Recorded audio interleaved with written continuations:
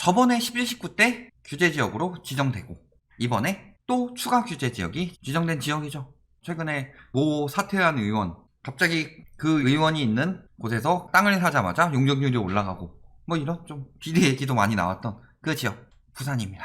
11구 정책으로 20일부터 해수동 그리고 남구 연제구가 조정대상 지역으로 지정되고 그러면서 분명히 경고했어요.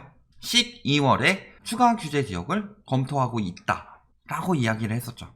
그럼에도 불구하고 부산 쪽이 5개 구만 지정됐으니까 나머지 구는 풍선 효과 맨날 풍선 이야기하고 있는데 그 풍선은 터졌죠. 중구랑 기장군만 빼고 다 지정이 돼버렸더라.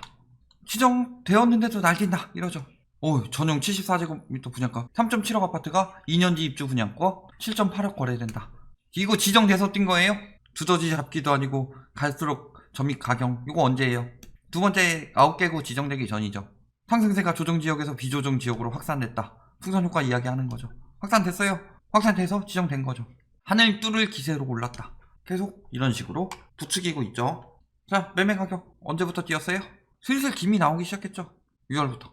작년 11월에 조정대상 지역 풀렸는데 매매 가격 지수는 6월에 거래량 갑자기 팍 늘어나고 6.17 이후에 뭐 지방 이야기하면서 해놓고 뭐 지금 이제 10월부터 막 전세 가격 이야기하고 원래 이때 가격 띄우면서 전세가 같이 띄웠죠. 그래서 7월 31일 날 임대차 입법 발의했더니 한 10월쯤 돼서 임대차법 때문에 전세가 뜬다. 임대차법 때문에 전세가 뜬다. 8, 9월 2개월 동안 계속 그 이야기 하니까 10월부터 전세가가 심의에 의해서 뛰기 시작했고 그걸 바탕으로 갭투기가 더욱 활개를 치면서 집값을 띄우기 시작했죠.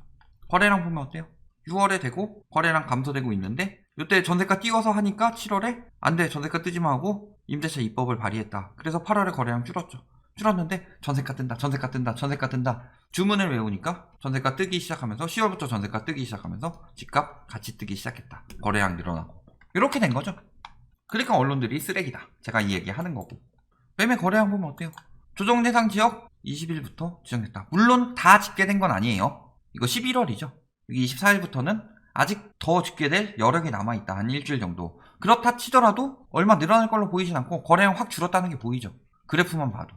부동산원에서 신고일 기준으로 뽑은 게 아니라 계약일 기준으로 뽑았더니 확 줄었죠. 즉 조정대상 지역 효과가 제대로 나타나고 있다는 거죠. 그런데 맨날 효과 없다 하고 있어요. 없어요 있어요. 있죠. 거래량 확 줄었죠. 수요가 줄어들었다는 거니까. 수요가 줄었다는 건 뭐예요? 매물잔금 아니죠. 수요가 줄어들었다는 거니까 앞으로 매도인들이 팔기 더 힘들어진다. 이게 유지된다면 점차 가격 하락을 유도할 것이다. 그러니까 그렇게 되는 걸 막기 위해서 그럼에도 집값 뛰니까 지금이라도 사라. 특히 투기 수요들은 이제 메리트 떨어졌으니까 실수요들이 사라 라고 유도를 해서 실수요들이 받아주도록 설거지 부대를 만들어서 받아주도록 만들어서 집값 안 떨어지도록 막으려고 하고 있는 거다. 자, 전세 가격 언제부터 올랐어요? 제대로 오르기 시작한 거는 상승세가 시작된 거는 항상 6월 중순이다. 6월 중순부터 슬슬 기울기가 커졌는데 계속 징징대니까 10월부터 기울기가 확 커졌죠. 매매가 뜰 때랑 비교했을 때. 하지만 전세 거래량은 줄고 있습니다. 왜? 뭐 12월 다 집계된 건 아니지만 재계약도 늘었고 전세 거래량은 멀쩡하고 전세 매물은 계속 늘어나고 있다는 거 보였죠? 그 이전에는 전세 거래량을 믿을 수가 없는 게 허위 매물 가지고 부동산에서 장난질을 쳤다. 그런데 지금은 어때요?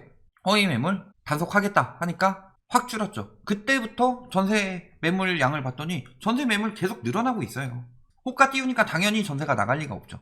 그렇게 쉽게 나가지 않죠. 전처럼 잘 나가지지가 않는다. 그래서 매물 늘고 있는데 맨날 매물 부족으로 전세가 뜬다. 이 얘기나 하고 있으니 언론에서 다 숨기고 있으니 뜨는 거죠. 자, 외진 매매 거래량 이때 확 늘었다가 줄었는데 다시 부추겨서 늘어나고 있는 형국이다. 이렇게 보시면 되겠죠. 자, 법인 거래 어때요? 법인 6월에 외지인 들어오고 하면서 법인들 엄청나게 샀다. 그리고 또 언제 많이 샀어요? 작년 12월에 11월 12월 분이죠. 이거 뭐예요? 조정대상 지역 해제죠. 그리고 6월에는 전국적인 매수 심리 부추김이 있었죠. 뭘로? 보유세 절세 매물 끝났다. 이걸로 전국적으로 뛰었다. 그러면서 법인들이 엄청나게 많이 샀죠. 실질적으로 여기 막 풀린다 하면서 이때부터 슬슬 늘어나기 시작했고 그래서 이렇게 하는데 6월 7월에 710 들어갔죠. 617 들어가고 그러니까 법인들 사는 수요는 확 줄어들고 파는 수요들이 늘어나고 있다. 법인들이 현금화하고 빠지고 있는 동안에 사도록 유도하고 있는 거다. 모든 지역이 다 이렇게 진행되더라. 일각에선 그런 얘기를 해요. 서울이나 지방이랑 다 집값이 오르는 사이클이 다르고 집값이 떨어지는 사이클도 다른데 서울은 많이 올랐기 때문에 서울은 떨어지더라도 부산 같은 경우는 지속적으로 하락하다가 조정대상 지역 해제 이유는 돼서야 오르기 시작했기 때문에 이제 상승세 초입이다. 이런 이야기를 하는데 그거는 정상적인 부동산 시장이었을 때의 얘기고 지금 엄청난 부추김으로 인해서 부산 풀리자마자 엄청나게 가격이 떴죠. 그렇다는 건 정상적이지 않은 부동산 시장이다. 그리고 규제가 굉장히 많이 들어가고 있는데 저금리를 가지고 부추기는 것으로 인해서 투기 수요들이 지방까지 많이 유입됐다. 이렇게 보시면 되겠죠. 이렇게 유입된 급작하게 투기 수요들이 몰려와서 유입된 거 실질적으로는 어느 정도 투기 수요가 있고 어느 정도 실수요도 있어서 그 거래량이 차츰 늘어나면서 거래량 늘어난 만큼 가격이 뜬다. 이렇게 된다면 장기적으로 상승 사이클을 탔다고 할 수도 있겠지만 지금 같은 경우는 아니죠. 규제 지역 피해가지고 몰렸고 투기꾼들이 한꺼번에 몰렸으니까 당연히 여기가 규제 지역으로 지정되면 한꺼번에 빠질 수밖에 없는 거고 한꺼번에 빠진다면 어떻게 되는 거예요? 정상적인 상승세가 아니었다는 것이 바로 드러나게 되는 거죠. 그런데 뭐 사이클이 다르다느니 왜 분석은 안 하고 사이클이 다르다는 그 이유만으로 이야기해요? 여태까지 떨어졌으니까 이제 오를 사이클이다. 이렇게만 이야기를 하냐. 그거는 평소 때 같을 때고. 자, 아파트 보면 어때요? 원래 오른다면 이런 식으로 안 오르죠. 이런 식으로 오르는 거 언제 나와요? 천천히 오르다가 끝물 안 받게 이런 식으로 오르면서 이렇게 떨어지게 되는 거죠. 근데 벌써부터 끝물처럼 뛰고 있다. 이거는 순간적으로 쌓인 거품이죠. 이런 거 보이죠? 이런 거. 1억대 하던 게 갑자기 2억대 됐어요. 이거 왜 이렇게 많이 들어간 거예요? 1억대 중반이면은 공시가격은 고가일수록 많이 올라갔죠? 공시가격 1억 미만이죠. 공시가격 1억 미만이면은 다주택이더라도 규제 지역이더라도 취득세가 1%다. 1억 이하 공시가 이용해서 띄우는 거랑 그 다음에 13단지 재건축 추진한다니까 여기도 기대감 갖고 뜨는 거 이 외에 별거 없죠. 그러니까 투기꾼들 들어가기 좋더라. 나머지 아파트들 보면 어때요? 여기 갑자기 이렇게 급격히 뛰기 시작하죠. 거래량이 줄었다가 거래량 늘었다가 다시 지금 거래량 엄청나게 줄었는데도 가격은 계속 뛰더라. 이게 비정상적인 시장이라는 거죠. 나머지 아파트들도 마찬가지고. 넘어가서 복례동, 범일동, 다대동 이런데 이번엔 다 지정된 지역들이죠. 보면 어때요? 유지되다가 최근에 띄우기 들어갔다. 여기도 마찬가지죠. 올해 6월부터 띄우기 들어가기 시작했고 계속 띄우고 있는 거죠. 안 뜨는 데는 안 뜨는 거고. 저도 그냥 말로 이렇게 하고 싶어요. 아, 부산 저기 투기꾼들 많이 들어가서 뜬 거고 금방 가라앉을 거예요. 뭐 이런 식으로 아무리 말로 하더라도 차트를 안 보여주면 안 되죠. 오르고 있는 것도 보여주고 더 오를 것이라는 것도 이야기를 해줄 수는 있어요. 앞으로 몇 개월 더 오를 수 있어요. 이 얘기 듣고서 누가 사면 어떡해요? 실수요가? 몇 개월 더 오르더라도 그 몇 개월 타이밍 보고서 들어가서 산다? 그리고 나는 팔 수 있을 것이라고 생각하고 들어간다?